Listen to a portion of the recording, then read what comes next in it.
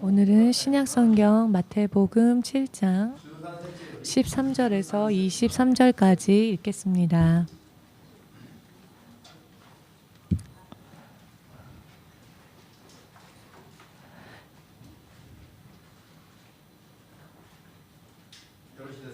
다 찾으셨는지요?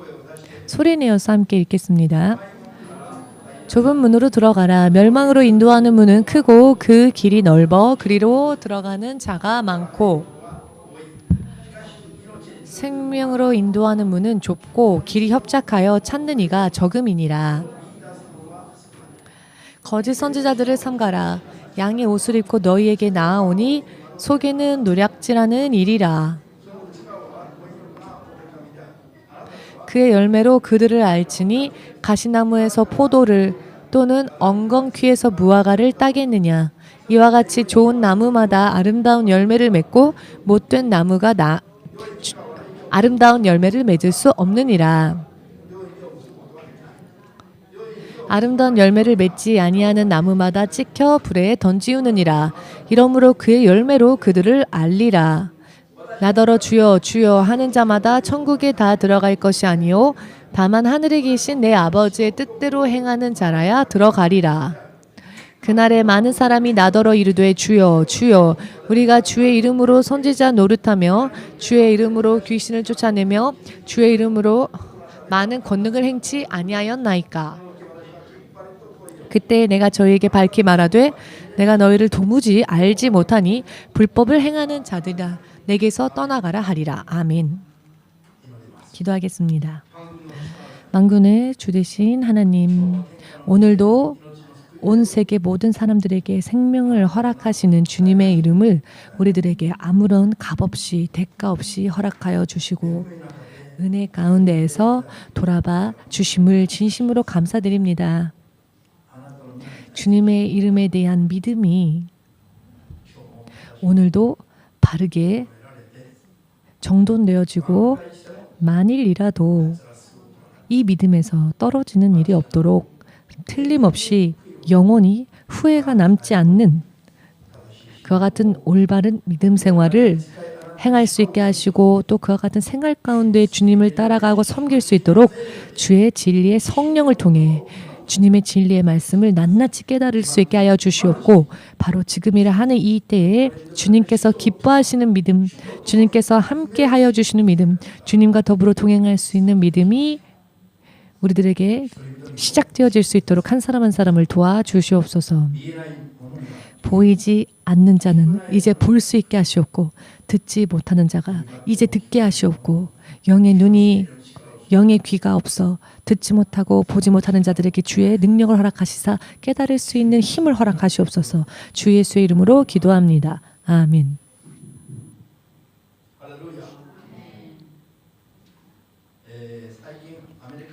최근 미국에 있는 어느 설문 기관의 조사에 따르면요, 미국 인구의 크리스찬들 중에 절반가량이 교회를 옮길 때에 교리가 맞지 않는다는 이유 때문에 교회를 옮기는 케이스가 굉장히 많다고 합니다. 대인관계 혹은 교회 찬양이 나랑 안 맞는다. 혹은 교회 목사님의 그 설교 스타일이 맞지 않는다라는 이유들이 있지만 많은 크리스찬들이 교회를 옮길 때 그 원인이 가장 많은 퍼센트가 무엇이었느냐면 교리, 성경의 해석 문제, 그것이 나와 맞지 않는다라는 것으로 교회를 이동하고 또 옮기는 일들이 그 원인 때문에 많다고 합니다. 역시 사람들의 마음 가운데에 올바른 믿음을 추구하는 그와 같은 마음들이 있기 때문에 그렇게 갈급하는 것이겠죠. 다른 것들은 부족하더라도 참을 수 있지만 그러나 믿음을 바르게 인도받지 못하는 것에 대해서는 굉장히 위기의식이 있다는 것이죠. 네. 그런데요, 사실 100% 모두가 다 이렇게 교회를 옮길 때에는요, 다른 이유로가 아닌 올바른 믿음으로 인도받기 위하여서 교회를 옮기려 한다면 옮겨야 할 것입니다. 최근뿐만이 아니지만은 오늘은요, 또 여기저기에서 처음 저희 교회를 알고 문의 전화가 오고 또 어떤 믿음에 대한 질문이 이번 주에는 많이 있었습니다. 그래서 오늘 이 시간은 무엇보다도 정말 중요한 이야기에 대해서 말씀을 드리고 싶습니다. 사실 시간은 한정되어 있기 때문에 말씀을 드리려고 하면은 성경 하나하나를 다 여러분들에게 말씀드리고 소개하면서 말씀을 읽으면서 우리가 정말 나누어야 하겠지만 오늘은 또 예배 시간에 제약이 있기 때문에 이 짧은 시간 동안 간단하게 정리하여서 여러분들과 오늘의 말씀을 함께 나누고자 합니다. 사실 오늘 전하고자 하는 주제는요. 우리들의 운명이 좌우되어지는 그런 이야기이기도 합니다. 내 믿음이 온전히 구원에 이를 수 있느냐 혹은 이 믿음에서 떨어지느냐라는 문제가 될 수도 있기 때문에 잘 들어주셨으면 합니다. 다른 부분들은요. 안 좋아도 좋습니다. 실패해도 좋습니다. 그렇지만 믿음 생활만큼은 믿음 생활에는 실패가 있어서는 안 됩니다. 왜냐하면 나를 위해서입니다. 누군가를 위해서가 아닌 바로 나를 위해서 믿음 생활에는 실패가 있어서는 안 된다는 것입니다. 먼저 교회에 다닌 경력, 신앙 경력이 길면 길수록 대체적으로 여러분들도 들으셨을지 모르겠지만 오늘날 이 세상의 흐름 가운데에서 기독교의 흐름 가운데에서 사람이 구원받는 것이 율법에 대한 행위로 인해 구원을 받는 것이냐 혹은 믿음으로 구원을 받는 것이냐 이와 같은 이야기 사실 이것은 굉장히 유치한 이야기이기도 합니다. 지금까지조차 이것을 명확하게 이해하지 못한 채 믿음 생활을 하는 사람들이 그런데 너무나도 많이 있다는 것이죠.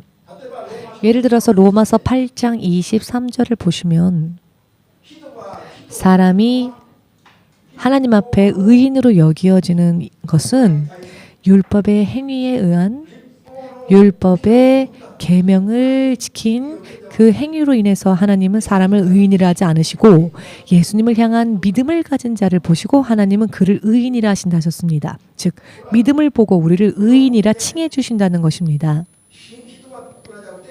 그런데 이 말씀 구절을 볼 때 사람은 행위로 구원받는 것이 아니라 믿음으로 구원받는 것이기 때문에 예수를 믿는다고 고백하면 그 한 번 고백한 것이 예수님을 한 번 영접한 것이 이미 구원이 확정되어지는 것과 같이 모두가 잘못 생각하는 경향이 있습니다. 행위로 구원은 행위로 받느냐 믿음으로 받느냐 이 부분에 대해서 간단하게 설명드리겠으니 잘 들어주셨으면 합니다. 여러분 행위는요. 먼저 율법이 우리들에게 명령하는 계명을 지키려고 하는 행위를 말하는 겁니다. 여기에서의 행위는 기본적으로 로마서 8장에 나오는 이 말씀은 자 여러분 율법이 세상에 주어진 것은 율법으로 사람을 구원하시기 위함이 아니었지요. 율법으로 하나님을 향한 믿음이 없이 사는 사람들의 인생이 결국은 하나님의 도우심이 없이는 사람은 죄인일 뿐이다. 그 어떠한 자도 율법을 온전히 지킬 수가 없다.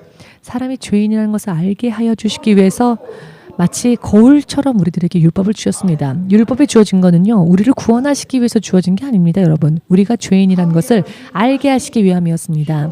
하나님을 향한 믿음 없이 사람의 선량한 행위라던가 혹은 율법을 지키는 행위만으로는 죄에서 완전히 자유로워질 수 있는 능력이 사람에게는 아예 없다는 것입니다. 그것을 알게 하시기 위해서 그것을 증명케 하시기 위해서 하나님은 우리에게 율법을 주셨습니다.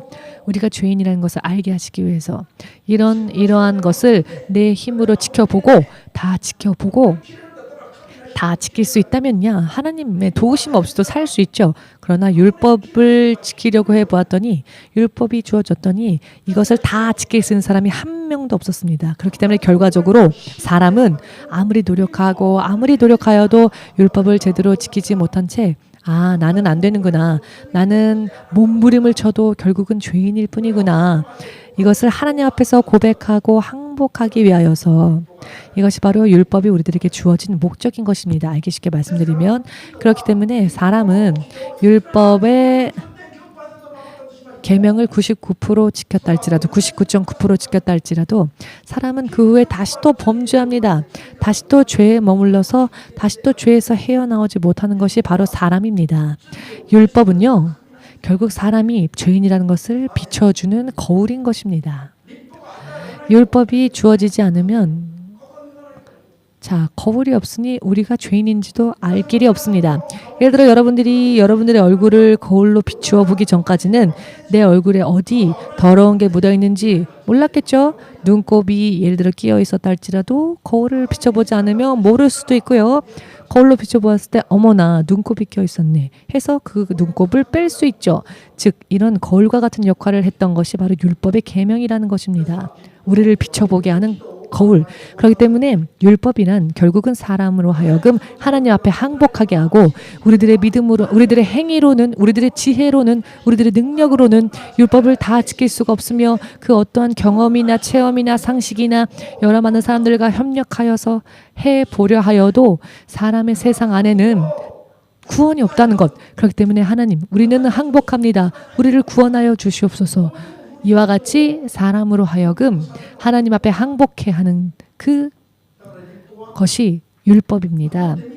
그렇기 때문에 율법을 지켜본 사람들은 메시아, 우리를 구원해 줄 하나님을 갈망하지 않을 수가 없게 됩니다. 율법조차 없는 사람은 내가 죄인인지 모르니까, 예를 들어 거울이 없으면 내 얼굴이 더러운 줄을 알 수가 없죠. 이와 마찬가지로 율법을 가지지 못한 자는 자신이 죄인이라는 모습조차 모릅니다. 그러나 율법이 주어진 자는 자기가 죄인이라는 것을 알게 됩니다. 발버둥 쳐도 다 못 지키니까요. 그렇기 때문에 결과적으로는 하나님을 갈망하지 않을 수가 없게 된다는 것입니다. 아멘 되십니까? 그렇기 때문에 율법은 죄인인 우리들을 알게 해주는, 그리고 하나님 앞으로 나아가게 하는 이와 같은 양육을 하는 그런 몽학 선생과 같다는 것입니다. 하나님 없이 사는 사람들을 하나님 앞으로 인도해 주는 그와 같은 선생님과 같은 역할이 바로 율법인 것입니다. 아멘 되십니까? 그렇기 때문에 사람이 하나님 앞에 의인으로 칭함을 받게 되는 것은 율법을 지킨 행위로서가 아니라 예수님을 믿는 믿음으로라는 것입니다. 메시아 되시는, 우리들의 구원주 되시는, 또한 하나님 되시는 예수님, 사람의 죄를 대속하시기 위하여서 이 땅에 오신 예수님, 그 예수님 이외에는 이 율법을 지키는 사람도요, 이 예수님이 없이는 율법을 다 지키지 못하기 때문에 구원이 없고요. 율법이 없는 사람도 율법이 없는 채로 하나님께 등 돌리고 살게 되는 것입니다. 이와 같은 사람들의 세상에 구원의 구자도 없었죠. 구원의 구자도 세상 안에는 없었습니다. 사람들 안에서 구원의 구자도 만들어낼 수가 없었습니다. 이와 같은 의미에서 우리들의 행위로 인해 의롭게 되어지는 것이 아니다 라는 것을 우리는 알아야 합니다. 그렇기 때문에 우리는 하나님이 필요하다. 그 하나님은 우리들의 모든 죄를 대속하게 하시기 위해서 예수님을 주셨고, 십자가 위에서 부활하신 예수님, 그 예수님을 향한 믿음이 아니고서는 구원의 구자도 우리를 사람의 힘으로는 그 어떠한 능력으로도 얻을 수 없다는 것을 우리들에게 설명해 주는 말씀이 로마서 8장 23절의 말씀이기도 합니다. 사람의 죄된 인생, 사람의 모든 죄를 다 용서해 주시기 위하여서, 죄를 지워 주시기 위하여서 우리들의 죄를 대신 대속하시고 죽으신 분이 예수님이시고, 또 그 예수님이 부활하셨기 때문에 그 예수님을 향한 믿음, 우리의 지금까지 모든 죄를 다 회개하고 예수님의 이름을 믿는 믿음의 고백을 하며 예수님의 십자가의 그 역사와 부활의 역사를 우리가 믿는다면은 예수께서 열어주신 구원의 길에 우리가 참여할 수 있게 되고 들어갈 수 있게 된다는 것입니다. 비로소. 그렇기 때문에 예수님을 향한 믿음이 없다면 구원의 구자도 우리들 사람에게는 존재치 않는다는 것입니다. 그와 같은 의미에서 이 8장 23절의 말씀에서는 무엇을 말씀하는 것이냐? 우리들의 율법을 지키는 행위로는 의에 이를 길이 없다. 율법을 지키는 행위로는 우리는 의로운 자가 될 수 없으며, 오히려 우리는 오직 예수님을 향한 믿음으로 인해 비로소 의인으로 하나님 앞에 칭함을 받고, 그리고 구원이 약속되어지는 것이다. 그렇기 때문에 그런 의미로서 우리들이 의인이라 하나님 앞에 칭함을 받고 우리가 구원을 얻게 되는 것은 우리들의 어떠한 행위도 아닌 바로 예수님의 은혜에 의한, 또 예수님을 믿는 믿음, 그 믿음이라는 것입니다.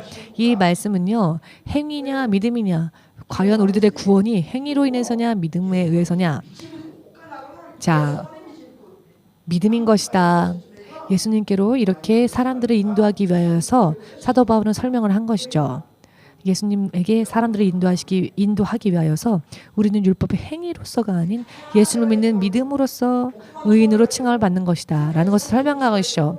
아무리 억만장자가 있다 할지라도, 세상에 가장 현명한 현자가 있다 할지라도, 도덕적인 모럴이 완벽한 사람이 있다 할지라도, 혹은 율법을 매일 암송하면서 밤낮 없이 공부를 거듭하면서 율법학자, 서기관, 바리새인들처럼 율법의 1.1회까지 다 기억하고 외우고 있다 할지라도, 예수님을 향한 믿음이 없이 우리가 아무리 훌륭한 믿음을 가장한다 할지라도 예수님이 없다면 그 사람의 그 어떠한 노력과 행위로서도 그 사람에게는 구원의 구자도 없다는 것입니다.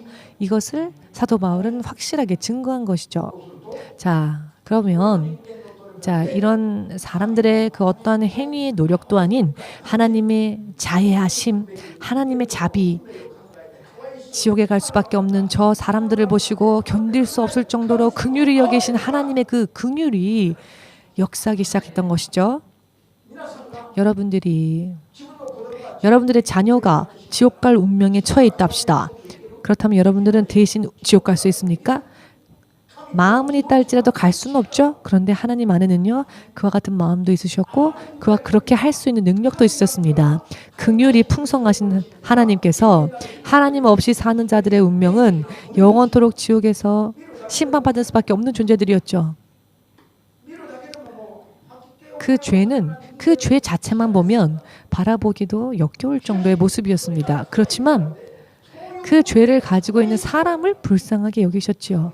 죄가 귀여워서가 아니라 그 죄를 짓고 있는 사람들이 너무나 불쌍하여서 그 사람들의 영적인 갈급함과 외침을 들으시고 못 들은 척 할 수 없으셔서 하나님의 일방적인 선물로서, 일방적인 은혜로서 예수님을 육신을 입고 이 땅에 보내시고 그 예수님을 통하여서 우리들을 구원하실 계획을 세우셨죠. 그리고 예수님께서는 실제로 육신을 입고 이 땅에 오셨습니다. 그분이 예수님이시죠. 이 예수님은 사람의 노력, 사람의 어떤 행위도 예수님의 은혜에는 아무런 관여가 없었습니다. 예수님의 십자가 사건, 부활 사건은 완벽하게 하나님의 긍휼이셨고 완벽하게 하나님의 은혜로서였습니다. 십자가를 지시기 위하여서, 예를 들어서 예수님이 십자가를 지는 일에 대하여서 사람이 전화라도 했거나 부탁이라도 했거나 편지라도 썼거나 많은 헌물을 드리면서 예수님 내 죄를 대속해 주셔요. 그렇게 대속해 주시기 위해서 십자가를 져 주세요 라고 부탁한 사람은 없죠. 사람의 그 어떠한 것도 예수님의 십자가 사건에는 관여된 게 없다는 겁니다. 하나님의 100% 자비하심과 은혜로서 예수님이 우리들의 구원의 길을 열어주셨다는 것입니다. 예수님은 육신을 입고 바로 우리를 되속하시기 위해서 희생 제물로 화목제로 이 땅에 오셨습니다. 그렇기 때문에 먼저 이 세상의 모든 사람들, 율법을 지켰던 유대인들뿐만이 아니라 온 세상에 사람으로 태어난 모든 존재가 누구라도 예수님을 향하여서 예수님은 그리스도이시다라는 믿음의 고백, 그 고백이 없이는 구원의 약속이 주어지질 않습니다. 그 예수님의 이름을 받아들인 사람에게, 영접한 사람에게 하나님은 그 영접한 자에게 하나님의 자녀가 될 수 있는 자격과 권위를 주시는 것입니다. 이것이 바로 요한복음 1장 12절의 약속입니다. 하나님의 자녀가 될 자격이 주어진 것입니다. 그런데요, 하나님의 자녀가 될 자격이 주어졌다 할지라도 하나님의 자녀가 된 크리스찬들, 나는 크리스찬입니다 라고 하는 사람들이 하나님의 자녀가 될 자격이 주어졌음에도 불구하고 아직도 또 옛날 죄된 모습을 사는 겁니다. 믿지 않았던 때와 그 생활이 바뀌는 게 없습니다. 예수를 믿는다고 고백은 했는데 자신의 생활의 중심에는 여전히 내가 있고, 예수님께 듣고, 만일 예수님이 정말로 우리의 아버지가 되셨고 우리의 주인이 되셨고 우리의 구원주가 되었다면 예수님께 여쭈어보고 예수님이 인도하시는 대로 따라가고 천국의 시민권을 가진 사람으로서 이 땅에 살 때에도 그렇게 살아야 할 텐데 삶의 방식이 아무것도 바뀐 게 없는 겁니다. 예수님을 믿지 않았던 우리의 그 죄가 예수님을 십자가에 못 박지 않았습니까? 이사야서 53장 6절에 나와 있는 이 말씀. 그런데 이 말씀이 예수를 믿고 나서도 관계가 없이 또다시 예수님을 십자가에 못 박는 것과 같은 그런 죄를 믿으면서도 계속 범하는 겁니다. 그런데 그래도 나는 예수님을 믿는다고 고백했으니까 구원받았다 라고 생각합니다. 나는 믿고 있으니까 행위로서 구원받는 게 아니라 우리는 믿는 그 믿음 때문에 구원받는 거니까 삶 속에서 여전히 범죄하면서도 죄를 지으면서도 자기는 구원받았다고 생각하는 겁니다. 예수님을 믿지 않는 자에게는 구원이 없다는 것을 알려주시기 위하여서 율법을 지켜보아도 무슨 노력을 해봐도 예수님을 믿지 않으면 구원이 없다는 것을 알려주시기 위하여서 8장 23절 로마서 8장 23절의 말씀이 주어진 것인데 그 말씀은 바로 우리들에게 예수님이 아니고서는 구원의 구자가 없다는 것을 알려주시기 위해서 어떠한 노력과 어떠한 율법을 지키는 행위로도 우리는 구원받을 수가 없다는 것.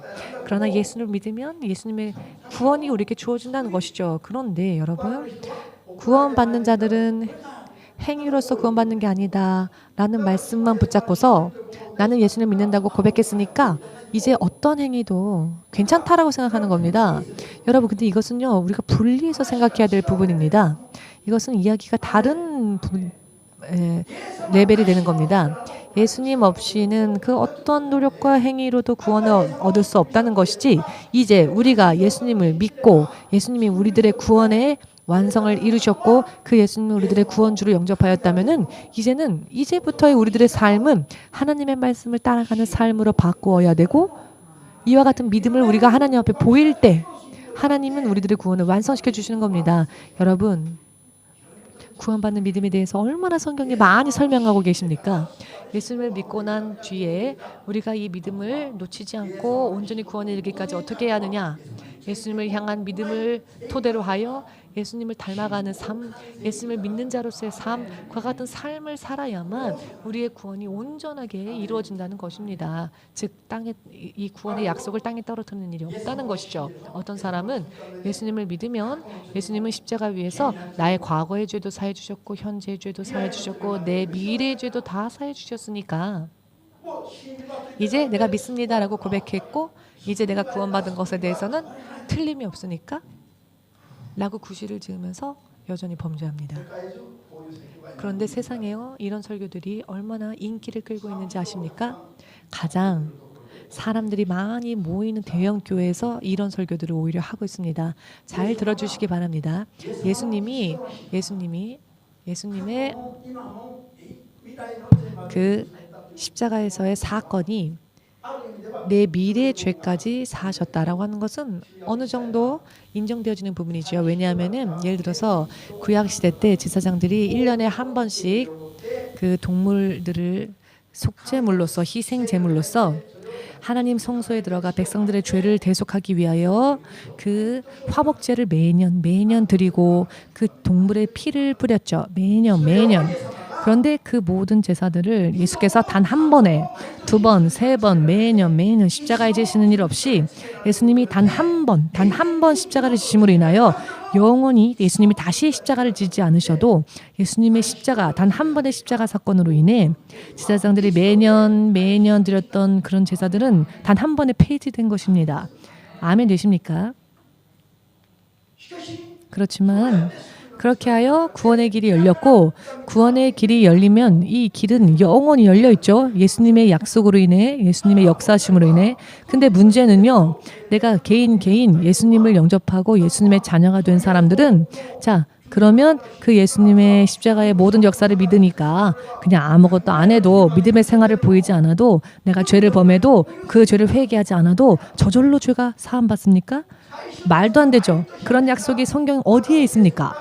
예수님께서는 물론 제사장들이 매년 드리는 제사를 폐지하고 단 한 번의 십자가 사건으로 죄 사함을 유효하게 하셨지만, 우리가 미래의 죄를 범할 때 그 죄를 회개하지도 않는데 무조건 그 죄가 다 사함받는 것은 아닙니다. 죄를 범하는 자, 그 죄를 범하는 자를 경계하고 한 번 말하고 두 번 말해도 듣지 않으면, 신약 성경을 보시면 그 이방인 취급하라라는 말씀이 있죠.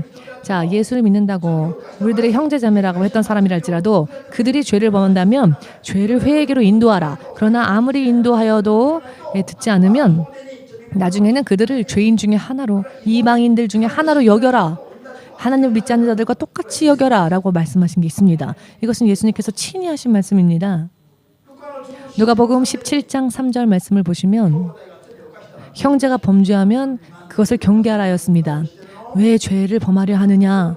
너는 하나님의 자녀가 아니냐? 범죄하지 말라. 그렇게 권고하라는 것입니다. 그런데 그렇게 권면했음에도 불구하고 예를 들어서 권면했을 때 그 형제가 내가 알겠습니다. 회개하겠습니다 하면 회개하면 용서하라 하셨죠. 회개하면 용서해 주라 하였습니다. 그런데 그래도 회개하지 않는다면 받지 말라 하셨습니다. 믿는 자들은 아멘으로 주님 앞에 영광 돌리시기 바랍니다.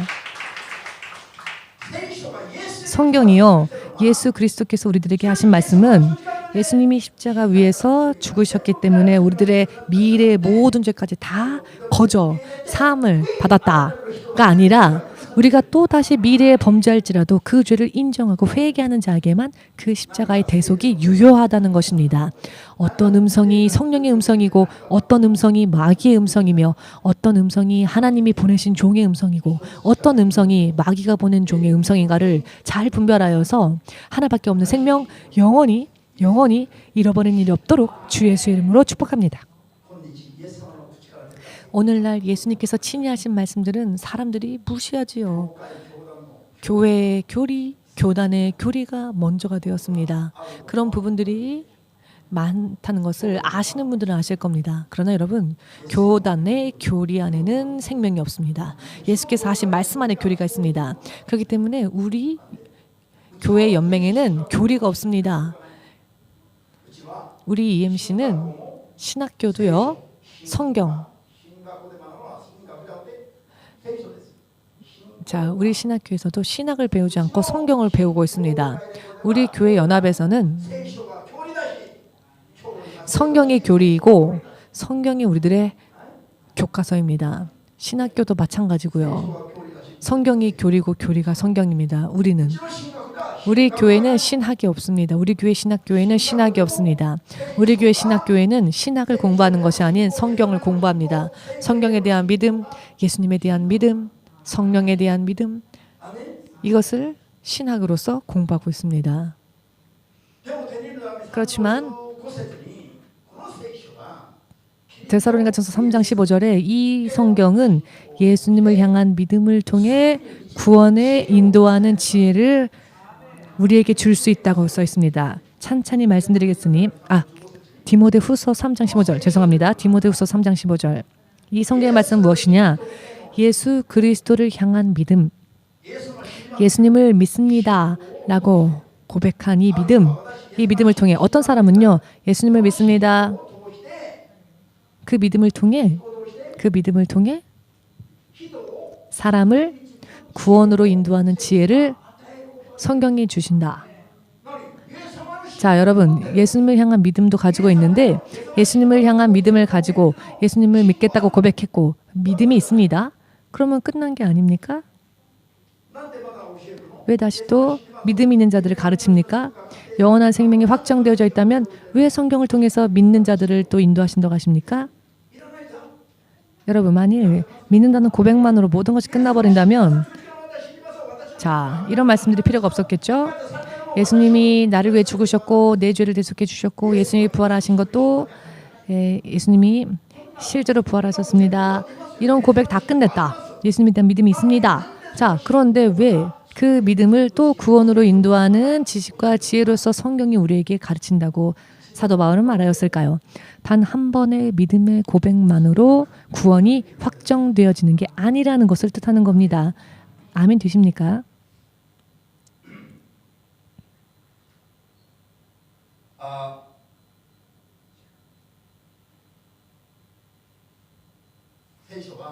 성경은요,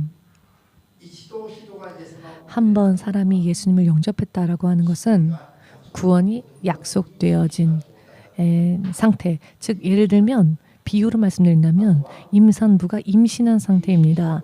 자, 아이가 임신되어졌으면 10개월이라는 시간을 거쳐서 출산의 날을 맞이하면 이 땅에 태어날 수 있죠. 그러나 임신 기간 안에 예를 들어 유산이 되었거나 혹은 중절을 했거나 해서 태어나지 않는 아이들도 있습니다. 이와 마찬가지로요. 우리가 예수님을 믿습니다 했다 할지라도 도중에 우리가 타락한다면, 우리가 이 길에서 떨어진다면 우리에게 주어진 구원을 지킬 수가 없다는 겁니다. 신약 성경이 대부분이 그와 같은 부분들에 대해서 우리들에게 말씀해 주고 계십니다. 너무나도 많은 말씀이라 다 인용할 수가 없는데, 그렇기 때문에 우리가 믿는다고 하면서도 마치 고아처럼 세상에서 방황하고 있으니까, 그래서 하나님은 우리들에게 성령을 보내주신 게 아닙니까? 성령은 믿지 않는 자들을 위해 오신 분이 아니라 믿는 자들을 위해 오신 분입니다. 예수님은 믿지 않는 자들을 위해서 오셨죠. 그러나 성령님은 믿는 자들을 위해서 오셨습니다. 왜 성령께서 오셨습니까? 우리가 예수를 믿었고 하나님의 자녀가 되었어도 고아처럼 방황하고 헤매고 있기 때문입니다. 구원의 길에서 떨어질 수 있기 때문입니다. 그렇기 때문에 성령님은 우리들을 위해서 오신 것입니다. 예수님을 영접하고 난 뒤에 사도행전 5장 22절에 이런 설명의 말씀이 있는데요. 순종하는 자에게, 예수님을 이미 믿고 있습니다. 그리고 하나님께 순종하는 자에게 성령을 주신다고 하셨습니다. 아멘 되십니까? 자, 성령을 믿는 자들에게 성령을 주시고 성령을 내주게 하신 이유는 무엇일까요?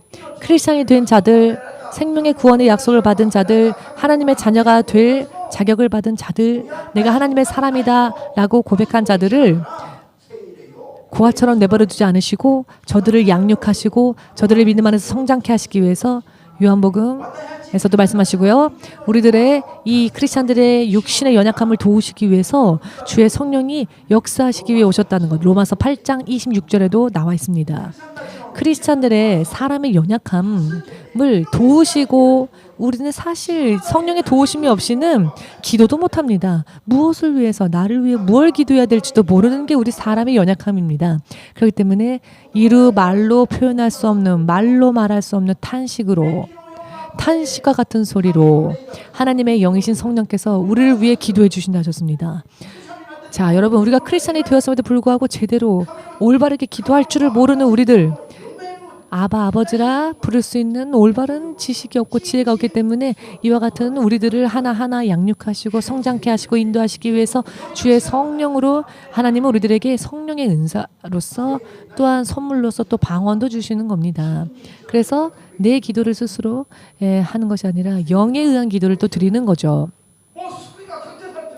구원이 만일 확정되어진 것이라면은 사실 성령께서 우리들을 도와주실 필요도 없지 않겠습니까? 여러분 그렇게 생각하지 않으십니까? 성령이 오신 것이 사실 쓸모없는 일이 아니겠습니까? 왜냐하면 우리가 믿기만 하면, 고백만 하면 구원이 확정되어진 것이라면 성령님이 오실 필요가 없었겠죠. 요한복음 14장 말씀에 고아처럼 우리를 버려두지 않으시기 위해서 하나님은 성령을 보내주셨다 하셨습니다.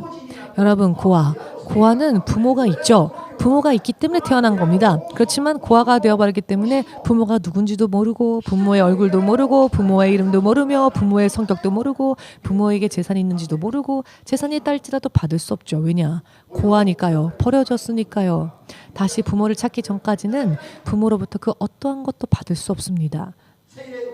자, 성령 받지 못한 크리스찬들의 상태가 바로 그와 같은 상태라는 것을 예수께서 친히 말씀해 주셨는데, 왜 세상 사람들은 그와 같은 것을 인정하지 않을까요?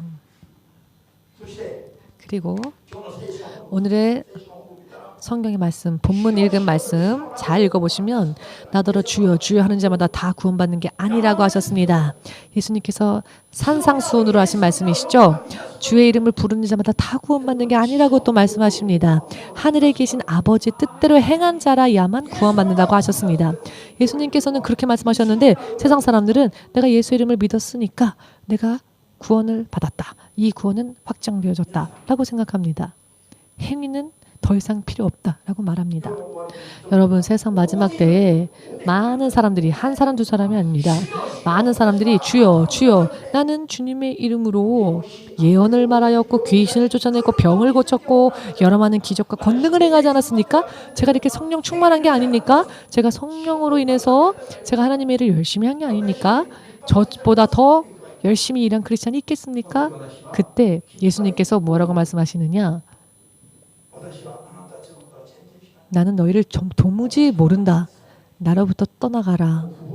불법을 행한 자들아 라고 주님께서 성령의 권능으로 기적과 이적과 기사를 펼치면서 나는 크리스찬이다 라고 했던 사람들을 보시고 예수님은 오히려 나는 너희를 전혀 도무지 알지 못하니 내게서 떠나가라 라고 하신다는 겁니다. 여러분 예수님이 거절한 사람들이 천국 갈 수 있을까요? 못 가죠. 구원받지 못한다는 겁니다. 성령의 능력까지 받았다 할지라도 하나님의 뜻, 하늘에 계신 아버지의 뜻대로 우리가 행하지 않는다면 그와 같은 삶을 살지 않는다면 우리는 결국 불법을 행한 자가 된다는 것입니다.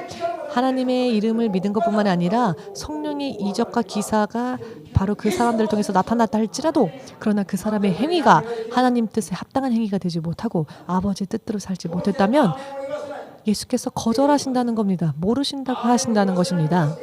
자, 여러분. 그런데 행위가 아니라 믿음이다. 내가 믿는다고 고백했으니 행위는 상관이 없다라고 하는 자들은 여러분, 그것은 주님이 주신 말씀에 아멘하지 않는 것입니다. 불법은 죄입니다, 여러분. 성령의 능력으로 내가 일했다 할지라도 또 범죄하면 안 된다는 것이죠. 그 죄를 회개하지 않으면 안 된다는 것이죠. 요한일서 3장 8절에 범죄하는 자마다 다 마귀에게 났느니라고 나와 있습니다. 죄 지는 자마다 다 마귀에게서 났고 하나님께 속하지 않은 자라 하였습니다. 예수님의 이름을 부른다고 하여도 범죄하는 자마다 아직도 마귀에게 속해 있다는 겁니다. 자, 이렇게 기록되어져 있는데 성경을 다시 바꿔 써야 할까요? 지금의 성경을 우리는 인정해야 하지 않겠습니까?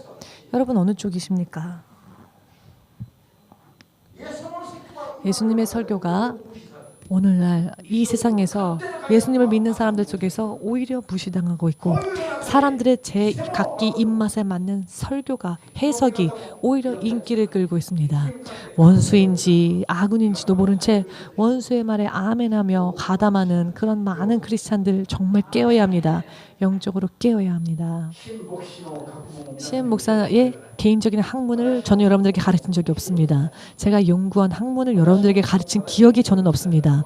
제가 연구한 학문을 여러분들에게 전한 것이라면 저는 여러분들에게 나를 따라오라고 했겠죠. 그러나 여러분, 저는 여러분들보다 먼저 저의 학문을 버렸고 여러분들보다 먼저 하나님을 따랐습니다.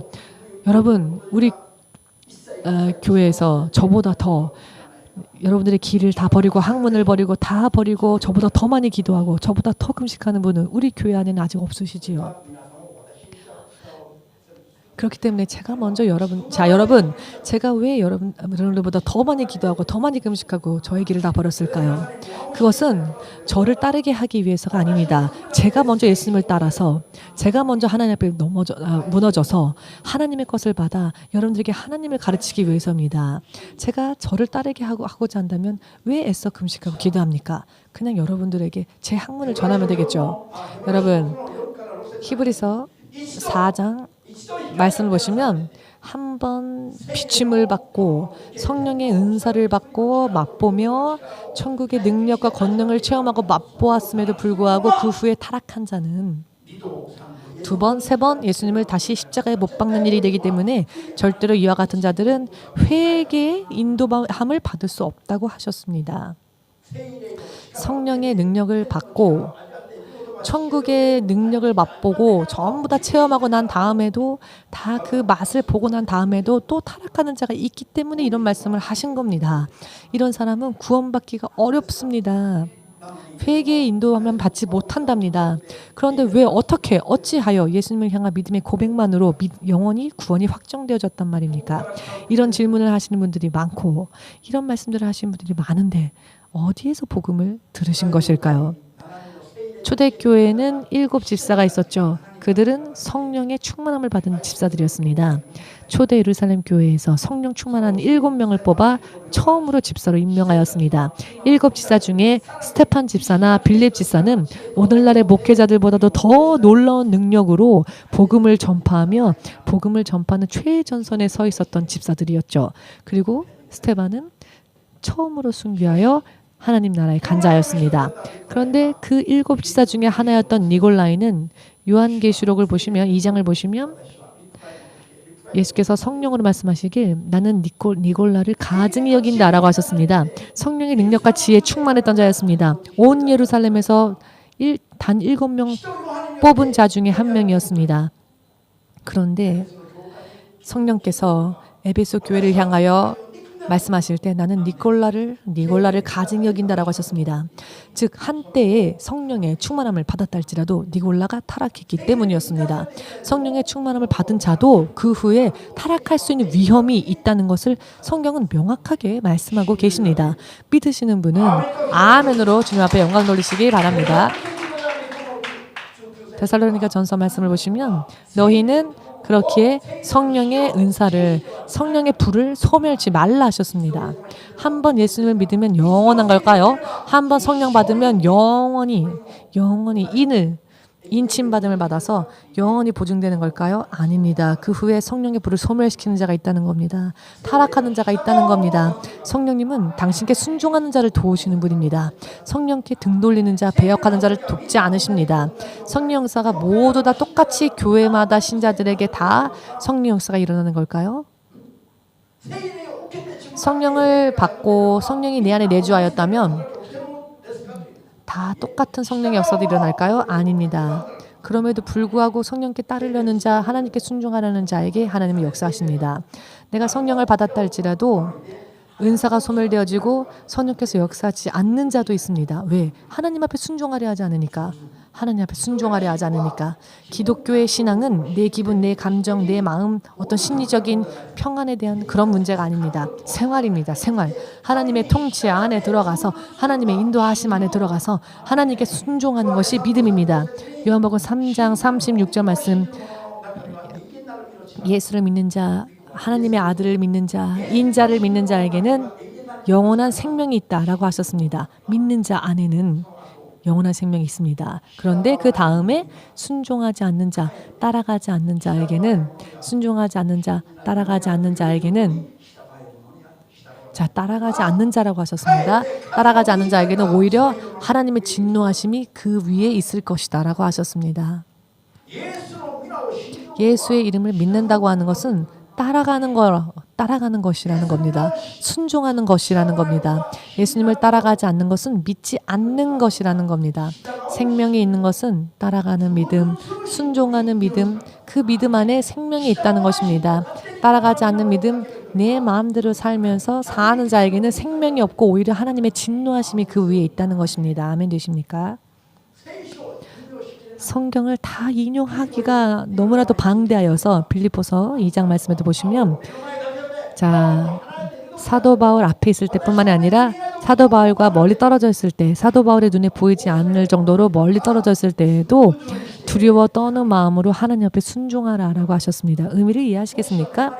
목사가 눈앞에 있으니까 사람들이 보고 있으니까 열심히 하는 척 하는 게 아니라 안 볼 때는 딴 척하고 하는 게 아니라 하나님의 사람이 눈앞에 있건 없건 항상 두려워 떠는 마음으로 누구를? 하나님께 순종하여 너희의 믿음을 달성할 수 있도록 다하라, 노력하라 라고 하셨습니다. 노력하라, 행하라 라고 하셨습니다.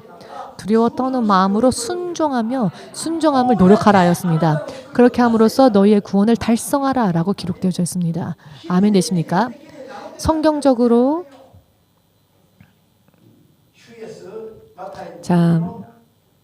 마태복음 말씀 보시면 하나님을 어떻게 사랑해야 하느냐? 너희에게 마음이 있다면 그 마음을 어디에다 따로 떼어놓지 말고 마음을 다하여서 기분과 감정과 힘이 있다면 그 힘도 따로 떼어놓지 말고 다 하여서 생명이 있다면 다른 것을 떼어놓지 말고 그 생명을 다하여 마음과 온 힘과 생명을 다하여 하나님을 사랑하고 너희 이웃을 사랑하라. 이웃을 사랑한다라고 생각하는 것만으로는 안 됩니다. 다 하랍니다. 다. 내 이웃을 내 주위의 가장 작은 자를 마치 예수님께 대하듯이 섬기라 하셨습니다. 아멘 되십니까? 마태복음 25장 전체가 행위로 인해 게으른 자와 게으른 종은 악한 종이라 하셨죠. 게으른 종은 성문 밖으로 내쫓김을 당하여 이를 가는 일이 있다 하셨습니다. 여러분, 천국은요, 이를 가는 곳이 없습니다. 성문 밖 어두운 곳이 없습니다. 천국은 온 성 다 곳곳이 하나님 되신 그분의 빛으로 인해 환한 곳입니다. 밝은 곳입니다. 성문 밖 어두운 곳에서 이를 갈미 있으리라라고 하는 것은 즉 천국 밖 구원받지 못한다는 겁니다. 게으른 종은. 충성하는 종이 하나님 앞에 구원을 받습니다. 하나님 앞에 여러분 스스로를 계산해 보십시오. 하나님은 여러분들을 계산하십니다. 여러분들의 믿음을 저울로서 재보십니다. 여러분들의 믿음을 계산하십니다. 하나님은 주님이십니다. 예수님은 주님이십니다. 예수님은 통치자이십니다. 내 마음대로 내 뜻대로 살면서 예수님은 나를 도와만 주시는 분? 여러분, 필요한 때만 도와주고 필요하지 않을 때는 예수님 간섭하지 말아주세요. 저쪽 가주세요. 어떻게 이렇게 하는데 예수님을 우리 주님이라고 말할 수 있겠습니까? 주님이란 분은 나를 지배하시고 다스리시고 내 위에 계시고 내게 축복 주시는 분입니다. 우리는 그렇게 주님을 믿어야 합니다. 내가 곤란할 때에만 나를 도와주시는 분이 아니죠. 곤란하지 않을 때에는 간섭하지 마세요.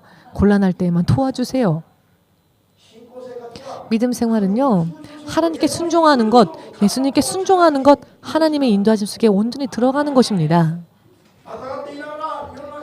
양다리 걸치고 세상과 예수님 앞에 양다리 걸치고는 그렇게 하지 말라 하셨죠. 두 주인을 함께 섬기지 못한다고 하셨습니다. 세상도 섬겼다가 하나님도 섬겼다가 마귀도 섬겼다가 성령도 섬겼다가 그렇게 하지 말라 하셨죠. 뜨겁던지 차갑던지 둘 중에 하나로 하셨습니다. 하나로 하라 하셨죠. 그렇게 하지 않으시면 미지근하면 토해버린다 하셨습니다. 라오디게아 교회를 향하여 말씀하셨습니다. 라오디게아 교회는 나는 교회니까 우리는 교회니까 하나님 믿는 자들이다라고 생각했죠. 그런데 하나님 말씀하실 때 너는 부유한 자다라고 하여도 너는 벌거벗은 자다. 회개하지 않으면 나는 지금 문 밖에 있으니 라오디게아 교회 밖에 계신다고 예수께서 말씀하셨습니다. 내가 문 두드릴 때 문을 열어 나를 영접할 자 누구냐라고 하셨습니다. 라오디게아 교회 성 밖에 문 밖에 예수께서 계셔서 그 문을 두드리신다고 하셨습니다. 이런 상태의 교회들이 얼마나 많은지 아십니까? 우리는 교회이다라고 하면서도 예수께서 실제로는 문 바깥에 계시는 그런 교회가 예수님을 주인으로 모시지 않는 교회가 얼마나 많은지 아십니까? 너는 살았다 하지만 너는 살아있다는 이름만 가졌지 죽은 자다. 너는 어떻게 들었는지 성령의 음성을 어떻게 들었는지 다시 상기하고 생각하여 어디에서 떨어졌는지를 돌이키고 회개하라 라고 하셨습니다. 마음으로만 뉘우쳐서는 안 됩니다. 돌이켜야 합니다. 즉 행위로서 내가 회개한 것을 보여야 한다는 것입니다. 그렇게 하지 않으면 생명책에서 너의 이름이 흐려질 거라 하셨습니다. 내 생명책에 이름이 기록되어지면 여러분 우리가 예수님의 이름을 믿노라 고백하면 우리 이름은 생명책에 기록이 되어집니다. 그런데 도중에 흐려지는 자들이 있다는 겁니다. 흰 옷을 입은 자들만 주님과 함께 할 수 있다 하셨습니다. 요한계시록을 보시면 흰 옷 입은 자들은 흰 옷은 성도의 거룩한 행위라고 하셨습니다. 마태복음 22장 13절 14절 말씀 보시면 홀례장에 초청받은 사람들이 있었죠. 왕이 돌아와 보았더니 홀례장에 예복 입고 오지 않은 자가 있었습니다. 당신은 어찌하여 예복도 입지 않고 이 홀례장에 왔소? 라고 했더니 아무런 대답하지 못하고 가만히 있었죠. 그랬더니 왕이 말씀하시길 이 예복을 입지 않은 자를 문 바깥으로 내어 쫓으라 라고 명합니다. 문 밖으로 내어 쫓으라. 문 바깥에서 슬피 울며 이를 갈미 있으리라. 여러분, 천국 안에는 슬피 울며 이를 가는 곳이 없습니다. 슬피 울며 이를 간다는 것은 천국 바깥으로 쫓겨난다는 것입니다. 여러분, 의미를 이해하시겠습니까? 많은 사람들이 청함을 받지만 택함 받은 자는 적다. 극히 일부다라고 하셨습니다. 14절에 나와 있지요. 청함 받은 자는 많으나 택함 받은 자는 적다 하셨습니다. 여러분, 베드로가 사도행전 2장 21절 22절 보시면 예수의 이름을 부르는 자는 모두 구원을 받는다라고 하였죠. 예수의 이름을 부르는 자는 모두 구원을 받는다. 우리는 주의 이름 부르죠. 그런데 주님은요, 나더러 주여 주여 하는 자마다 다 구원받는 것이 아니라고 하셨습니다. 그런데요, 베드로가 이 말씀 구절만 인용하고 말합니다. 물론 주의 이름을 부르면 구원받죠. 중요한 것은 어떻게 부르느냐입니다. 주님을 주로서 부르고 있습니까? 죄에서 벗어나서 주님을 주로서 부르고 있습니까? 주께서 인정하시는 그와 같은 믿음으로 주의 이름을 부르고 있습니까? 온 몸이 다 깨끗하여도 우리가 살다 보면 손과 발이 더러워지죠. 그렇기 때문에 손과 발을 깨끗이 해야 할 필요가 있습니다. 이 말씀이 의미하는 것은요, 우리가 예수의 이름을 믿어 원죄에서 해방되어졌다 할지라도 우리의 삶 가운데 손과 발이 또 더러워진 죄를 범할 수 있으니 그때 우리는 회개해야 한다는 것입니다. 예수께서 사도들의 발들을 닦으실 때 베드로는 절대로 주님께서 제 발을 닦으실 수 없습니다. 제가 주님 발을 닦아야지요 라고 했을 때 주님은 말씀하시길 내가 너의 발을 닦지 않는다면 너와 나는 전혀 관계가 없다 하셨습니다. 그런데 이 말씀의 의미를 이해하지 못한 채 교회에서요, 세족식해서요, 목사들이 신자들을 닦아주고 매년 그렇게 하는 교회가 있죠. 그게 정말 사랑의 실천일까요? 그렇다면 매일 해야지 왜 1년에 한 번 합니까? 이 세족의 의미를 이해합니다. 이것은 죄의 회개를 뜻합니다. 예수께서 우리들의 모든 죄를 또 용서해 주셨지만 우리가 또 손과 발이 더러워지죠. 이것을 또 예수님으로 인해서 우리는 회개해야 한다는 겁니다. 우리의 손과 발을 닦지 않은 채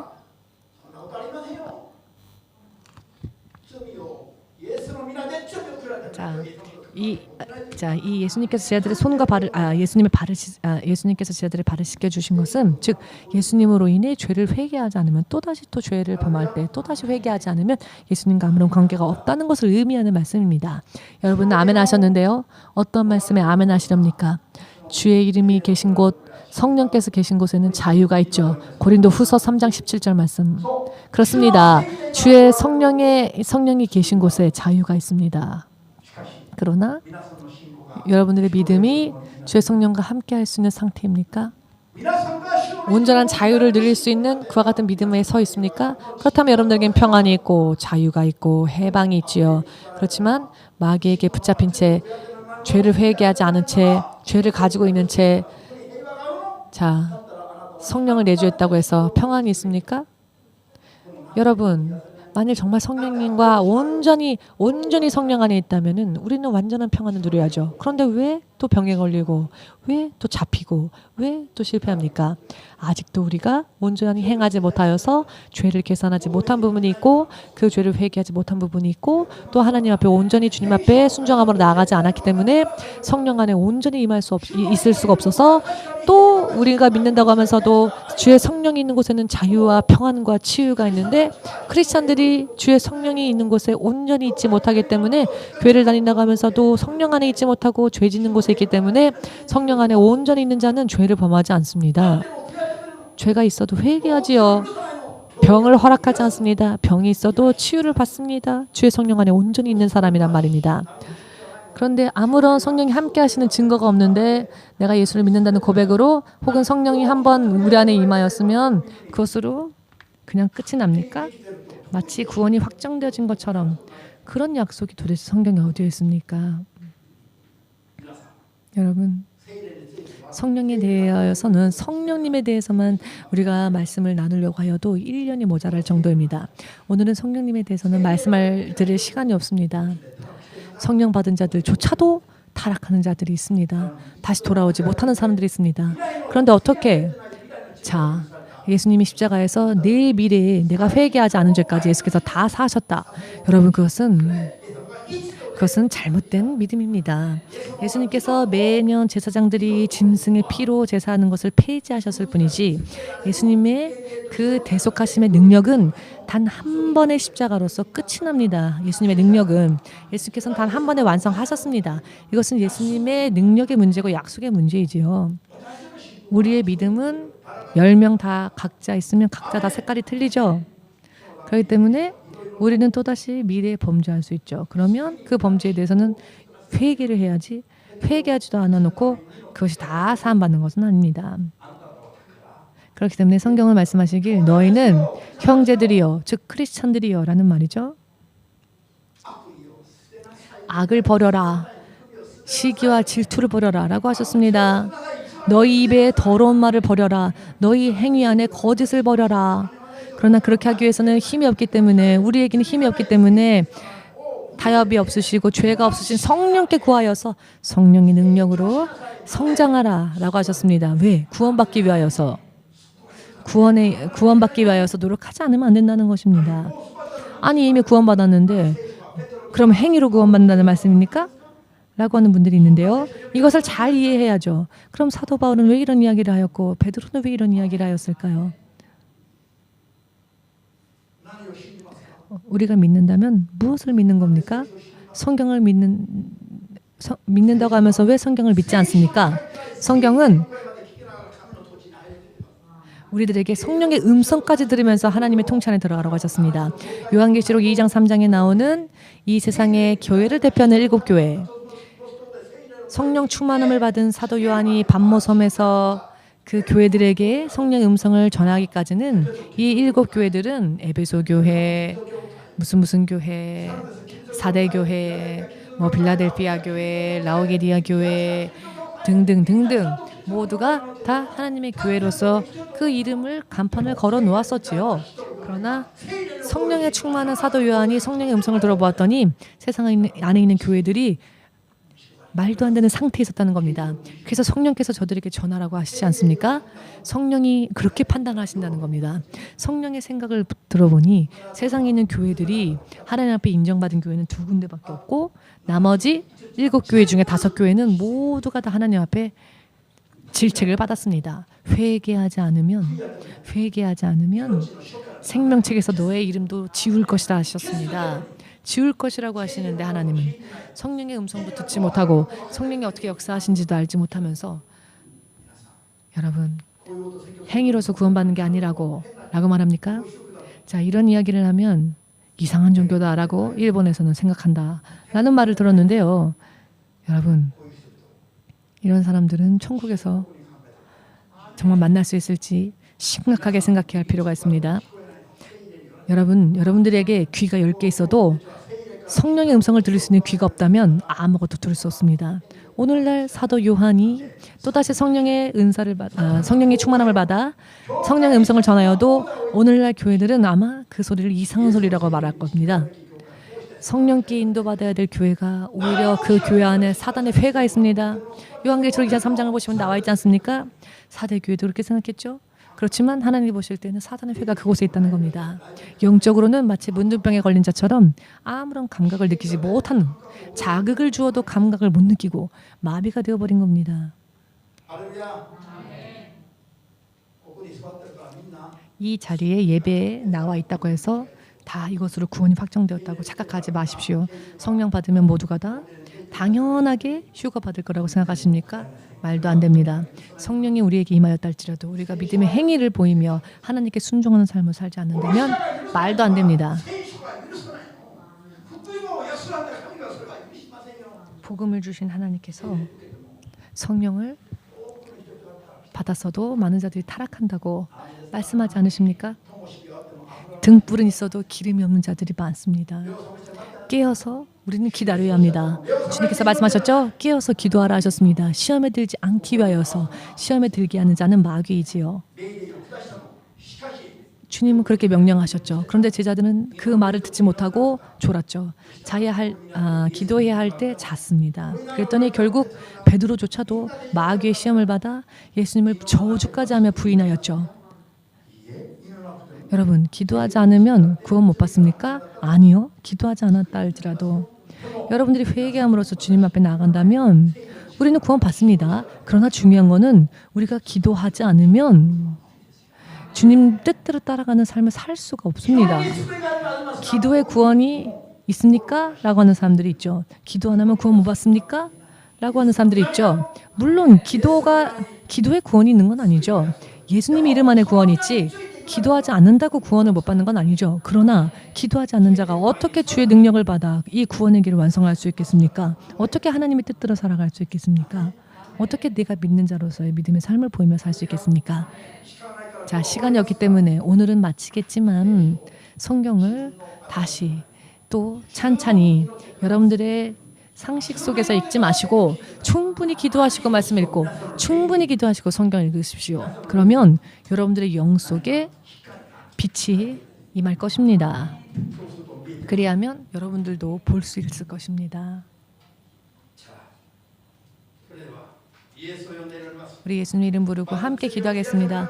먼저 죄를 회개함으로써 예수 이름을 믿는다고 하면서도 행위가 함께하지 않고 순종이 없고 말씀을 지키지 않고 하지 못했던 것을 회개함으로써 이 시간 다시 또 기도하고 성령의 능력이 내 안에 임하셨다 할지라도 왜 성령이 내 삶 가운데서 역사하지 않으시느냐? 내가 아직도 죄 안에 있으니까 죄 속에서 나가려고 하지 않으니까.